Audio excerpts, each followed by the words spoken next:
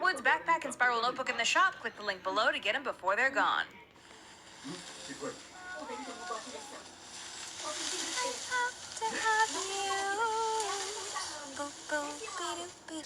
Oh, hello, my geeks and peeps, my explainers and entertainers, my little oodalollies, Rebecca Parham here. I know exactly what you're thinking right now.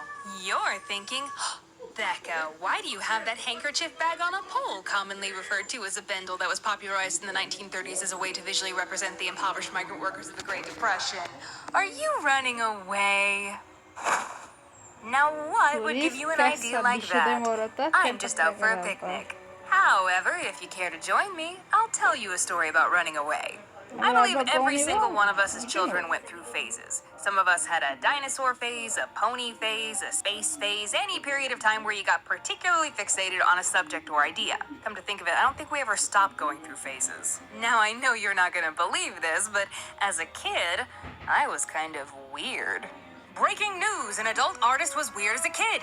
This and a new research study showing that YouTubers are not as energetic in real life as they are in their videos. More at 8. All right, yes, it's no surprise to anyone that I was a weird kid.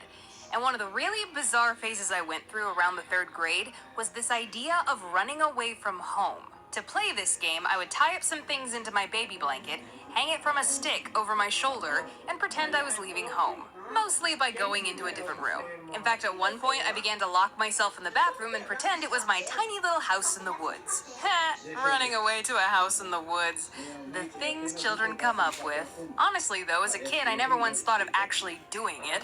I was weird, not stupid. Apart from having no life experience to take care of myself, adults were generally in cahoots with each other. The grand majority of them had this belief that kids shouldn't be walking around outside by themselves or some such tyrannical nonsense. I knew I'd never get out of the neighborhood without a concerned adult picking me up and returning me to a very angry set of parents, so no, I had no intention of running away.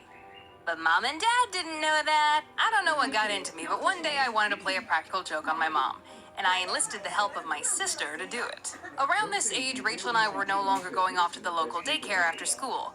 We were old enough to walk home. That's right, I eventually achieved my dreams and thereby became a latchkey kid. Rachel and I would walk home from school, use our own key to get in, and then we'd have the place to ourselves for about an hour or two before Mom got home.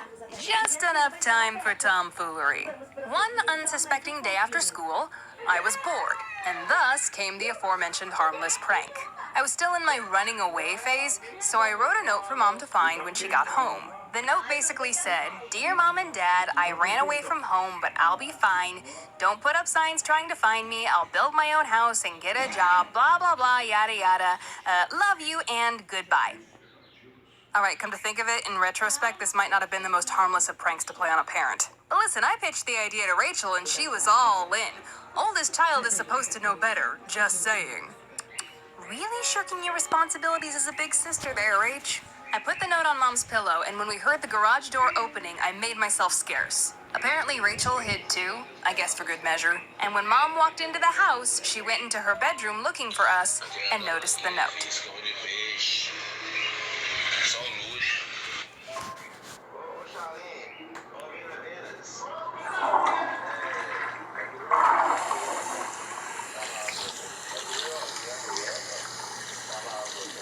Mom, did you read the letter?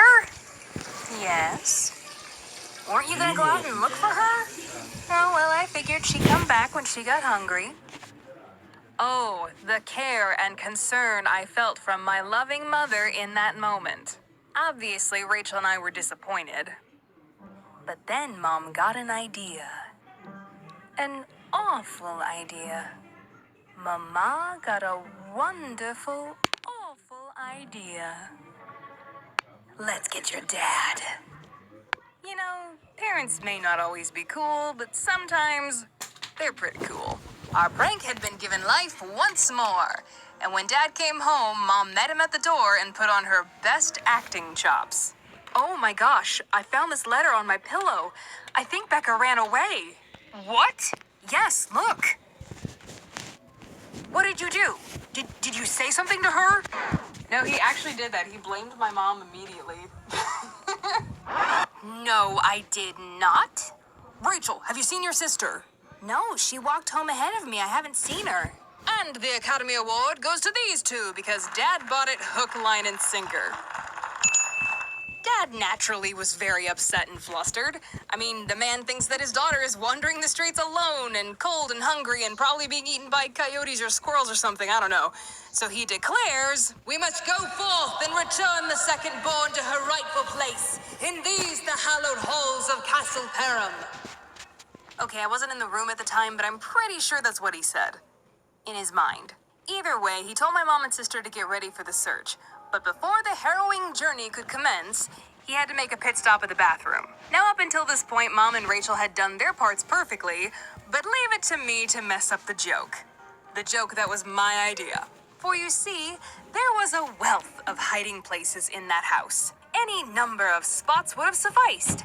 But I chose possibly the worst place apart from just standing out in the open with a lampshade on my head.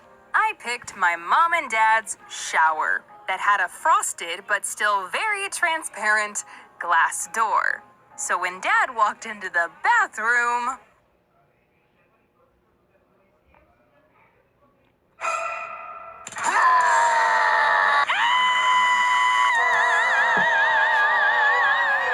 Listen, all I'm saying is that I already paid for the order. It's not my problem how you get 426 pumpkins out here. I'll call you back.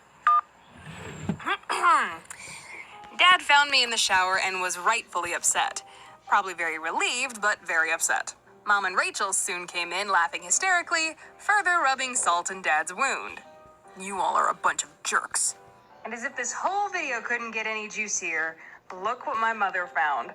This is the actual note from this story. She kept it all of those years. You could carbon date this thing and get 25 years of gunk off of it.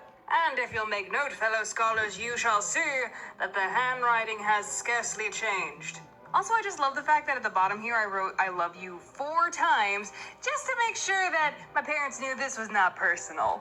Those of you feeling sorry for my dad, don't worry. They say there's only 5 love languages, but my family has a 6th one. Messing with each other. Dad got his revenge hundreds of times over the years. And trust me when I say, I loved every moment of it. And who would want to run away from that? Thanks for joining me for a picnic, explainers. And thank you so much for tuning in, but now